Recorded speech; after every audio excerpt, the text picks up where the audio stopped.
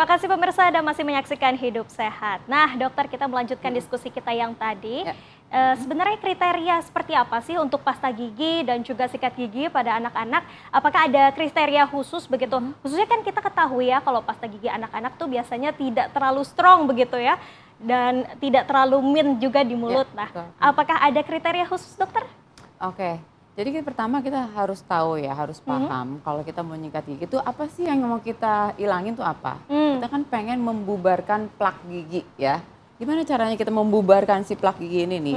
Nah, pertama senjatanya harus bener nih, sikat giginya. Ya, bulunya jangan terlalu soft juga, kalau bisa ya medium aja. Oke. Ya, kemudian bentuknya juga harus, kepala sikatnya itu juga harus sesuai dengan ukuran rahang anak gitu. Kalau masih 0 sampai 3 tahun, kalau bisa yang kecil aja, yang paling kecil. Kemudian cari grip pegangan buat si anak yang nyaman, yang agak lebar gitu. Nah, kemudian pasta giginya. Oh, pasta giginya itu kalau untuk anak-anak yang rendah fluoride atau yang tanpa fluoride sama sekali.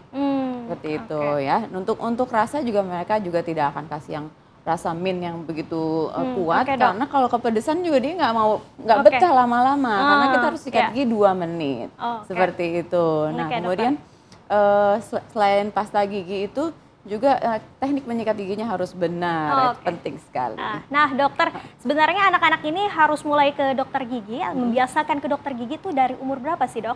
Oke, jadi sebenarnya ya saya saranin banget untuk mengajak anak ke dokter gigi itu kurang lebih setelah ulang tahun pertamanya. Oh ya? Dari ulang tahun pertama justru, dari umur 1 tahun.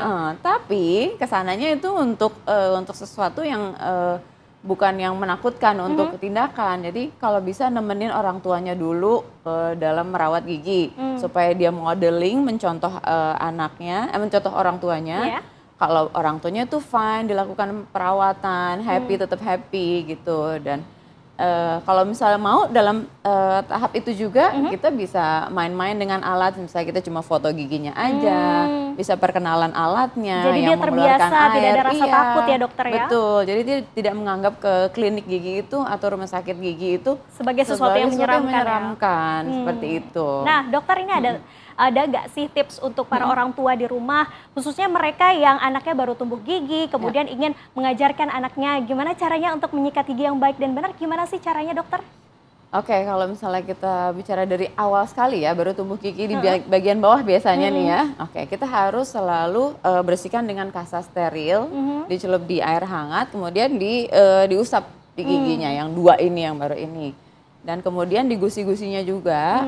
Ya, memang kelihatannya kayak cuma minum ASI aja atau susu gitu ya, tapi tetap itu harus dilakukan. Supaya apa? Karena supaya anak-anak terbiasa dengan adanya tindakan pembersihan gigi, dengan adanya jari masuk ke mulut, nanti yang akan digantikan dengan sikat gigi. Nah, itu penting banget ya. Nah, kemudian batasi makanan minuman manis.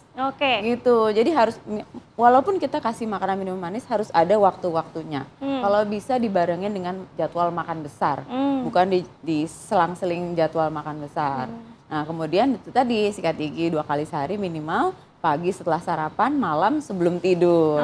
Gitu. Dan jangan lupa cek ke dokter gigi nih 6 bulan sekali. Jangan tunggu ada sakit atau bengkak dulu atau gigi berlubang dulu baru ke dokter gigi. Oke, baik. Terima kasih Dokter Kalista atas informasinya. Tentu ini sangat inspiratif sekali dan juga sangat membantu orang tua di rumah yang juga ingin mengajarkan anak-anaknya untuk dapat bisa menyikat gigi dengan baik dan benar, dan juga menjalani pola hidup sehat agar giginya juga ikut sehat. Terima kasih, dokter. Sama-sama, Sekar. Dan pemirsa, demikian Hidup Sehat bersama saya, Sekar Wanda. Saksikan Hidup Sehat setiap hari Senin sampai Jumat pukul 8.30 waktu Indonesia Barat. Saya Sekar Wanda pamit undur diri. Terima kasih atas perhatian Anda dan sampai jumpa. Indonesia Hidup Sehat.